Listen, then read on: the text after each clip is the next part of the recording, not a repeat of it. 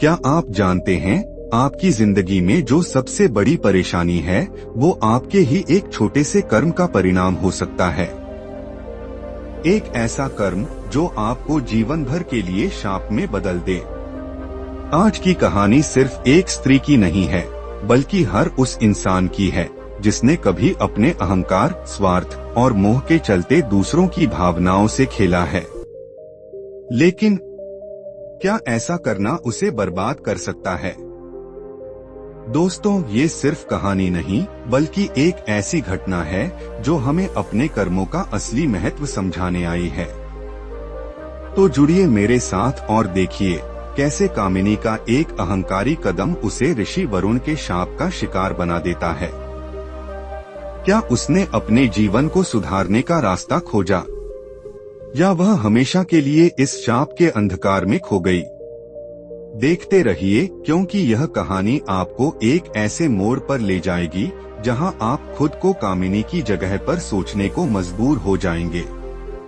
शाप और पश्चाताप की यह कथा आपके दिल और दिमाग दोनों को झकझोर कर रख देगी। तो चलिए शुरू करते हैं इस अद्भुत यात्रा को। कामिनी का शाप एक काल्पनिक कथा। बहुत समय पहले एक घने वन के बीचों बीच ऋषि वरुण का आश्रम स्थित था। यह आश्रम शांत, पवित्र और ध्यान तपस्या का केंद्र था। दूर दूर से लोग यहाँ आत्मज्ञान और धर्म की खोज में आते थे। ऋषि वरुण अपनी कठोर तपस्या, गहरी विद्वता और अडिग संयम के लिए विख्यात थे। उनके जीवन का एकमात्र उद्देश्य था लोगों को मोह, लोभ और अहंकार से मुक्त कर सच्चाई और धर्म के मार्ग पर चलाना। उनके आश्रम की प्रतिष्ठा इतनी थी कि साधु, राजकुमार और साधारण ग्रामीण सभी उनके उपदेश सुनने के लिए आतुर रहते थे। आश्रम का वातावरण अत्यंत पवित्र था। यहाँ कोई भी अपने निजी स्वार्थ या भावनाओं को स्थान नहीं दे सकता था। केवल वे लोग यहाँ टिक पाते थे जो स्वयं को तपस्या और धर्म की अग्नि में तपाने का साहस रखते थे। इसी वन के निकट बसे एक सुंदर गांव में कामिनी नाम की युवती रहती थी। कामिनी अपनी अनुपम सुंदरता और मोहक व्यक्तित्व के लिए प्रसिद्ध थी। उसकी बड़ी बड़ी आंखें, चमकते हुए काले बाल और मधुर आवाज हर किसी को उसकी ओर आकर्षित करती थीं। लेकिन उसकी इस सुंदरता के पीछे एक और पक्ष था, उसका स्वभाव। कामिनी का स्वभाव अहंकारी और चंचल था। उसे अपने सौंदर्य और आकर्षण पर इतना गर्व था कि वह इसे एक हथियार की तरह इस्तेमाल करती थी। वह पुरुषों को अपनी मोहिनी चाल में फंसाती, उनके दिलों से खेलती और फिर उन्हें असहाय छोड़ देती। यह उसके लिए केवल एक खेल था जिसमें वह हर बार खुद को विजेता मानती थी। कामिनी ने अपनी इस आदत को कभी गलत नहीं समझा। वह इसे अपनी शक्ति मानती थी। गांव के अधिकांश पुरुष उसके मोहजाल में फंसे थे, लेकिन वह किसी को भी अपने जीवन में स्थायी स्थान नहीं देती थी। उसे यह विश्वास था कि वह इतनी प्रभावशाली है कि कोई भी उसका विरोध नहीं कर सकता। उसकी यही प्रवृत्ति उसे ऋषि वरुण के आश्रम की ओर ले गई, जहां वह अपने अहंकार को और बढ़ाने के लिए नई चुनौती तलाश रही थी। ऋषि वरुण का तपोवन और कामिनी की योजना। ऋषि वरुण का आश्रम एक ऐसा स्थान था जहां मोह, माया और भौतिक सुखों का कोई स्थान नहीं था। यह केवल उन लोगों के लिए था जो आत्मज्ञान और धर्म की गहराई में उतरना चाहते थे। वहाँ हर कोई अपने भीतर के विकारों को दूर करने और सच्चाई के मार्ग पर चलने के लिए तप करता था। इस शांत वातावरण को देखना किसी के लिए भी अद्भुत अनुभव था। जब कामिनी ने ऋषि वरुण के बारे में सुना तो उसके मन में जिज्ञासा जगी। उसने सोचा, अगर मैं इस तपस्वी ऋषि को अपने रूपजाल में फंसा सकूं, तो यह मेरे लिए सबसे बड़ी विजय होगी। आखिरकार ये ऋषि भी तो एक इंसान ही हैं। यह सोचकर कामिनी ने आश्रम जाने का निर्णय लिया।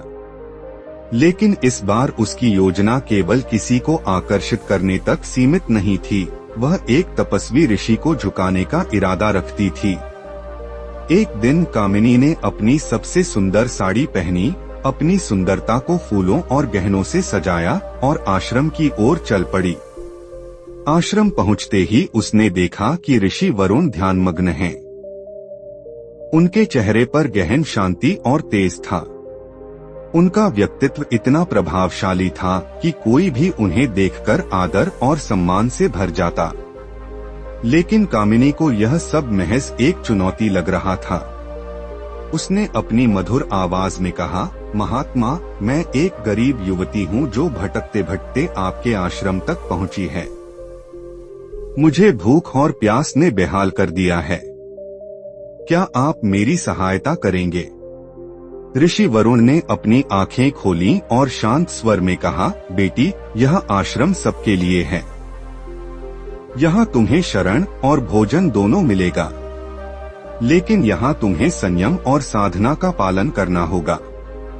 कामिनी ने भीतर ही भीतर मुस्कुराते हुए सोचा, संयम और साधना, यह सब इनके दिखावे हैं। मैं इन्हें दिखाती हूँ कि इनकी तपस्या और धैर्य मेरे सौंदर्य के सामने कितने कमजोर हैं। इसके बाद उसने कई दिनों तक आश्रम में रहने का नाटक किया, लेकिन उसका असली उद्देश्य ऋषि वरुण को अपने आकर्षण में बांधना था। कामिनी का असफल प्रयास और ऋषि का क्रोध। कामिनी जब पहली बार ऋषि वरुण के आश्रम में पहुंची तो उसने देखा कि वहां का वातावरण अत्यंत शांत और पवित्र था। चारों ओर प्रकृति की सादगी और साधकों की तपस्या से भरा माहौल था। हर कोई अपने काम में व्यस्त था, कोई ध्यान कर रहा था तो कोई वेदों का अध्ययन। इस तरह का शांत और साधना में डूबा हुआ स्थान कामिनी के लिए बिल्कुल नया था। उसने अपनी योजना को मन ही मन दोहराते हुए तय किया कि वह इस पवित्र स्थान को भी अपने मोहजाल से हिला देगी। कामिनी ने अपनी मोहकता को और भी निखारने के लिए सबसे सुंदर वस्त्र पहने, गहनों से अपने आप को सजाया और मुस्कुराते हुए आश्रम में कदम रखा। उसने देखा कि ऋषि वरुण ध्यान में लीन थे। उनकी आंखें बंद थीं और उनका तेजस्वी चेहरा एक अलग ही आभा से दमक रहा था। उनके चारों ओर एक ऐसी शांति का घेरा था जो किसी को भी अद्भुत लग सकता था, लेकिन कामिनी इसे केवल चुनौती के रूप में देख रही थी। उसने सोचा, यह ऋषि भी आखिरकार एक मनुष्य ही हैं। मुझे इन्हें अपने सौंदर्य और आकर्षण के बल पर झुकाने में ज्यादा समय नहीं लगेगा। कामिनी ने सबसे पहले विनम्रता का मुखौटा पहनते हुए उनसे भोजन और आश्रय मांगा। ऋषि ने अपनी आंखें खोली और शांत स्वर में कहा, बेटी, यह आश्रम सबके लिए है। तुम्हें यहाँ हर वह सहायता मिलेगी जिसकी तुम्हें आवश्यकता है, लेकिन याद रखना, यह स्थान साधना और संयम का है। कामिनी ने सिर हिलाकर उनकी बात मानने का नाटक किया, लेकिन उसके मन में कुछ और ही चल रहा था। अगले कुछ दिनों तक कामिनी ने अपनी योजना को क्रियान्वित करना शुरू किया। वह प्रतिदिन अलग अलग तरीके से ऋषि का ध्यान आकर्षित करने का प्रयास करती। कभी वह ऋषि के ध्यान करने की जगह के पास बैठकर मधुर गीत गाने लगती, तो कभी उनकी दृष्टि में आने के लिए फूलों से सजी हुई आश्रम के चारों ओर घूमती। उसने कई बार जानबूझकर उन्हें परेशान करने का प्रयास किया, लेकिन हर बार ऋषि वरुण उसे अनदेखा कर अपनी साधना में लीन रहते। एक दिन कामिनी ने अधिक साहसिक कदम उठाया। उसने ऋषि के सामने जाकर कहा, महात्मा, मैं केवल आपकी सेवा करना चाहती हूँ। मुझे आपके चरणों में स्थान दीजिए। आपके तप और साधना ने मुझे इतना प्रभावित किया है कि मैं अपने जीवन का उद्देश्य ही आपके साथ समय बिताना समझती हूँ। उसकी बातों में मधुरता थी, लेकिन उसके मन में कोई पवित्र उद्देश्य नहीं था। ऋषि वरुण ने उसे ध्यान से देखा, लेकिन उनके चेहरे पर कोई भाव नहीं आए। उन्होंने केवल इतना कहा, बेटी, तुम जो चाहती हो वह यह आश्रम तुम्हें नहीं दे सकता। इस स्थान पर भक्ति और साधना के अतिरिक्त कुछ भी नहीं है। अगर तुम्हारा हृदय शुद्ध है तो तुम यहाँ शांति से रह सकती हो, लेकिन अगर तुम्हारा उद्देश्य कोई और है तो यह स्थान तुम्हारे लिए नहीं है। कामिनी को यह सुनकर गुस्सा आया, लेकिन उसने इसे अपने ऊपर हावी नहीं होने दिया। उसने मन ही मन सोचा, इस ऋषि का घमंड और तपस्या इन्हें यह सोचने पर मजबूर कर रही है कि वे मेरे मोहजाल से बचे रहेंगे, लेकिन मैं हार मानने वालों में से नहीं हूँ। इसके बाद उसने अपने प्रयास और तेज कर दिए। कई बार उसने जानबूझकर ऋषि की साधना के बीच विघ्न डालने की कोशिश की। एक दिन उसने उनके सामने खड़े होकर उनसे कहा, महात्मा, आपकी तपस्या और संयम की शक्ति केवल एक छलावा है। आप अपने आप को साधना का महान ज्ञाता समझते हैं, लेकिन मैं देखना चाहती हूँ कि आपकी इस तपस्या का क्या मूल्य है। क्या आप भी अन्य पुरुषों की तरह मेरे सौंदर्य के सामने झुकेंगे, या आप वास्तव में इतने अडिग हैं जितना लोग कहते हैं? कामिनी के इन शब्दों ने ऋषि वरुण को विचलित नहीं किया, लेकिन उन्होंने यह समझ लिया कि अब उसे चेतावनी देना आवश्यक है। उन्होंने गहरी सांस लेते हुए कहा, कामिनी, तुम्हारे शब्द तुम्हारे अहंकार और अज्ञानता को दर्शाते हैं। अगर तुमने स्वयं को समय रहते नहीं संभाला, तो तुम्हारा यह अहंकार तुम्हारे जीवन को अंधकार में ले जाएगा। तुम इस तपोवन को छोड़ दो, अन्यथा तुम्हारे लिए इसका परिणाम घातक हो सकता है। लेकिन कामिनी पर इसका कोई असर नहीं हुआ। उसने अपनी योजना को और उग्र बना दिया। वह हर दिन नए नए तरीके से ऋषि की तपस्या को भंग करने की कोशिश करने लगी। ऋषि का क्रोध और शाप अंततः एक दिन ऋषि वरुण का धैर्य समाप्त हो गया। जब कामिनी ने उनकी साधना में बार बार विघ्न डालने की कोशिश की और उनके सम्मुख खड़े होकर उनके संयम का उपहास किया, तो ऋषि ने अपनी आंखें खोली। उनके चेहरे पर एक दिव्य क्रोध था और उनका तेज इतना प्रबल था कि कामिनी सहमकर उनके सामने झुक गई। ऋषि ने गहरी आवाज में कहा, कामिनी, तुम्हारे भीतर जो अहंकार और मोह है, वह तुम्हें विनाश की ओर ले जा रहा है। तुमने अपनी सुंदरता और आकर्षण को अपने अहंकार का माध्यम बना लिया है। तुमने न जाने कितने लोगों के जीवन में दुख और अस्थिरता पैदा की है। अब समय आ गया है कि तुम अपने कर्मों का फल भुगतो। मैं तुम्हें शाप देता हूँ कि तुम जिस भी पुरुष से प्रेम करोगी, वह तुम्हें छोड़कर चला जाएगा। तुम्हारे जीवन में कभी स्थिरता और सुख नहीं रहेगा, जब तक तुम सच्चे प्रेम और त्याग का अर्थ नहीं समझोगी। कामिनी भयभीत होकर रोने लगी। उसने ऋषि से क्षमा मांगी और कहा, महात्मा, कृपया मुझे क्षमा कर दीजिए। मैं अपने कर्मों पर पछतावा करती हूँ। मुझे ऐसा शाप मत दीजिए। लेकिन ऋषि ने कठोर स्वर में उत्तर दिया, यह शाप तुम्हारे लिए दंड नहीं है, बल्कि तुम्हारे जीवन को बदलने का एक अवसर है। जब तक तुम अपने अहंकार और मोह से मुक्त नहीं होती, तब तक यह शाप तुम्हारे जीवन में रहेगा। यह तुम्हारे लिए एक सीख है। कामिनी उनके चरणों में गिर पड़ी, लेकिन अब उसे समझ आ चुका था कि उसके कर्मों ने ही उसे इस स्थिति में पहुंचाया है। उसका अहंकार टूट चुका था, लेकिन शाप का प्रभाव अब उसके जीवन का हिस्सा बन चुका था। शाप के परिणाम और कामिनी का पश्चाताप। ऋषि वरुण के क्रोध और शाप के बाद कामिनी का जीवन पूरी तरह से बदल गया। वह जो कभी अपने सौंदर्य और मोहिनी शक्ति पर गर्व करती थी, अब अपनी इस शक्ति को ही अपने सबसे बड़े अभिशाप के रूप में देखने लगी। उसका मन, जो पहले आनंद और विजय के झूठे अहंकार से भरा हुआ था, अब डर और पश्चाताप की गहरी छाया में डूब गया था। ऋषि का शाप उसके मन में हर पल गूंजता रहता, तुम जिसे भी प्रेम करोगी, वह तुम्हें छोड़कर चला जाएगा। तुम्हारे जीवन में स्थिरता और सुख तभी आएंगे जब तुम सच्चे प्रेम और त्याग का अर्थ समझोगी। शाप के प्रभाव ने तुरंत अपना असर दिखाना शुरू कर दिया। कामिनी जब अपने गांव लौटी, तो उसने पाया कि वह आकर्षण, जिसके कारण लोग उसके आसपास मंडराते थे, अब फीका पड़ गया था। पुरुष जो पहले उसे अपनी दुनिया का केंद्र मानते थे, अब उसकी ओर देखना भी नहीं चाहते थे। उसके आसपास का वातावरण धीरे धीरे बदलने लगा। उसे यह समझने में ज्यादा समय नहीं लगा कि ऋषि का शाप उसके जीवन में वास्तविकता बन चुका है। कामिनी ने कई बार अपने पुराने तरीकों से पुरुषों का ध्यान खींचने की कोशिश की। उसने अपने मोहक स्वभाव और सुंदरता का प्रयोग किया, लेकिन हर बार परिणाम वही होता। जो भी पुरुष उससे आकर्षित होता, वह थोड़े समय के बाद उसे छोड़कर चला जाता। कभी कभी बिना किसी स्पष्ट कारण के और कभी कभी किसी और महिला के साथ अपना रिश्ता बना लेता।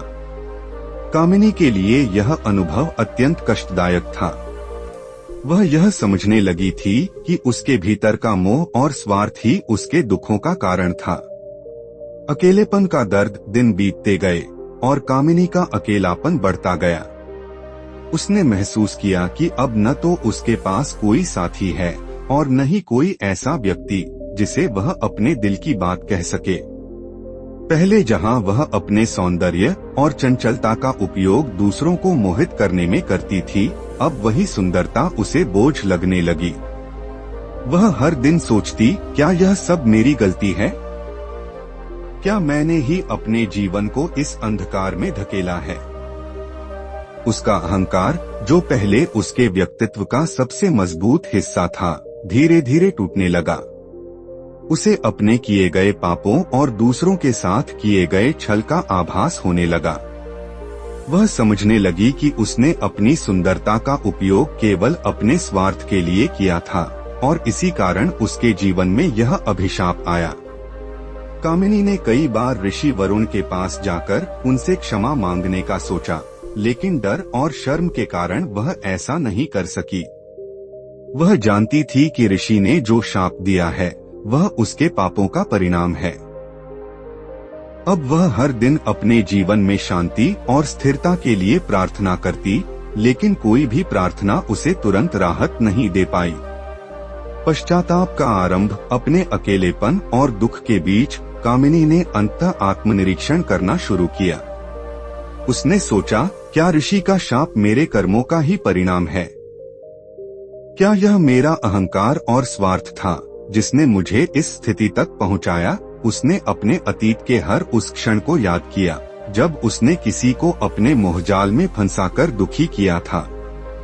उसे याद आया कि उसने कितने लोगों के दिल तोड़े, उनके भावनाओं से खेला और उनके जीवन को दुखों से भर दिया। धीरे धीरे कामिनी ने अपने भीतर के अंधकार को पहचानना शुरू किया। उसे यह महसूस हुआ कि सच्ची शक्ति मोह और स्वार्थ में नहीं, बल्कि त्याग और प्रेम में है। वह यह भी समझने लगी कि सच्चा प्रेम केवल देने में है, न कि लेने में। यह आत्मज्ञान उसे ऋषि के शाप को समझने और स्वीकार करने की दिशा में ले गया। गौतम बुद्ध से मिलने की प्रेरणा।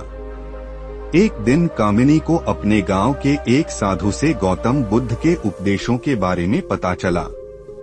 साधु ने बताया कि बुद्ध करुणा, सत्य और प्रेम का मार्ग दिखाते हैं। उनकी शिक्षा किसी को भी जीवन के अंधकार से बाहर निकाल सकती है। कामिनी ने तुरंत बुद्ध से मिलने का निश्चय किया। उसने सोचा, अगर कोई मुझे मेरे पापों से मुक्ति दिला सकता है और इस शाप से बाहर निकाल सकता है, तो वह केवल गौतम बुद्ध हैं। कामिनी ने लंबी यात्रा तय की और अंततः बुद्ध के समक्ष पहुंची। उनके तेजस्वी चेहरे और शांत स्वभाव को देखकर ही उसके मन का भार हल्का होने लगा। वह बुद्ध के चरणों में गिर पड़ी और रोते हुए बोली, भगवान, मैंने अपने जीवन में केवल स्वार्थ और मोह का पालन किया है। मैंने दूसरों को दुखी किया और अपने अहंकार को अपनी ताकत माना। अब मैं अपने कर्मों का फल भोग रही हूँ। ऋषि वरुण ने मुझे शाप दिया है और मैं इससे मुक्त होना चाहती हूँ। कृपया मुझे मार्ग दिखाइए। बुद्ध का उपदेश और मोक्ष की ओर पहला कदम। गौतम बुद्ध ने गहरी शांति से उसकी बात सुनी और कहा, कामिनी, शाप केवल तुम्हारे भीतर की विकृतियों का प्रतिबिंब है। यह तुम्हारे जीवन में तुम्हारे किए गए कर्मों का ही परिणाम है। लेकिन याद रखो, हर व्यक्ति अपने कर्मों को सुधार सकता है। सच्चे पश्चाताप और आत्मनिरीक्षण के माध्यम से तुम अपने जीवन को बदल सकती हो। बुद्ध ने कामिनी को करुणा, दान और ध्यान का मार्ग दिखाया। उन्होंने उसे सिखाया कि सच्चा सुख दूसरों के लिए जीने में है, न कि उन्हें अपने स्वार्थ का माध्यम बनाने में। उन्होंने उसे समझाया कि त्याग और प्रेम की शक्ति ही किसी को सच्ची शांति प्रदान कर सकती है। कामिनी ने उनके उपदेशों को गहराई से आत्मसात किया। उसने अपने जीवन को बदलने का संकल्प लिया। वह गांव लौटी और उन सभी लोगों से क्षमा मांगी जिनका उसने कभी दिल दुखाया था। उसने अपना शेष जीवन दूसरों की सेवा और ध्यान में बिताने का निश्चय किया। कहानी की सीख। कामिनी की यह कहानी हमें यह सिखाती है कि हमारे कर्म ही हमारे जीवन के परिणामों को तय करते हैं। मोह, अहंकार और स्वार्थ से हम केवल अपने जीवन में दुख और अंधकार लाते हैं। लेकिन आत्मनिरीक्षण, पश्चाताप और सच्चे प्रेम के माध्यम से हम अपने जीवन को शांति और स्थिरता की ओर ले जा सकते हैं। यह कथा हमें यह भी सिखाती है कि हर शाप वास्तव में हमारे जीवन को सुधारने और हमें सही मार्ग दिखाने का एक अवसर होता है। अगर आपको यह कहानी अच्छी लगी हो और इससे कुछ सीखने को मिला हो तो लाइक करना मत भूलिए और अपने विचार हमारे साथ कमेंट्स में जरूर साझा करें। इस चैनल को सब्सक्राइब करें ताकि ऐसी ही और रोचक और प्रेरक कहानियां आप तक सबसे पहले पहुंचें। इस वीडियो को शेयर करें अपने दोस्तों और परिवार के साथ, क्योंकि हो सकता है किसी और को भी इस कहानी से सीखने की जरूरत हो। और हाँ, शिवा इंस्पायर्ड 87 को सपोर्ट करते रहें, क्योंकि आपका प्यार और सहयोग ही हमें ऐसी कहानियां बनाने के लिए प्रेरित करता है।